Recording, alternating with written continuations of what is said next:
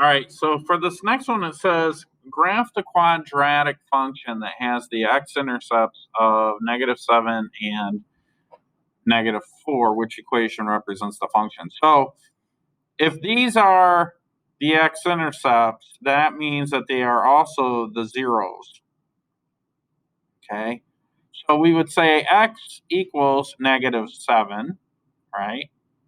And we would say x equals -4. And since they are the zeros, I would make them equal to 0. In other words, I would add 7 to both sides, and that gives me x plus 7 equals 0. And then I do the same thing over here, add 4 to both sides,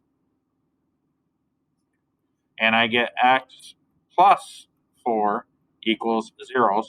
So these are also factors, which means that I should have x plus 7 and x plus 4 as factors of the quadratic.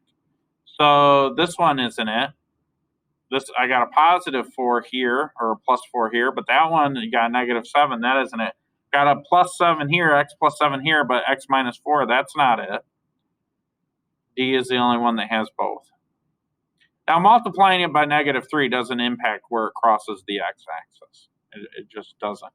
Because what we're saying is -3 times 0 times 0 is still equal to 0, right? Okay. And that's it on that one. That was an easy one.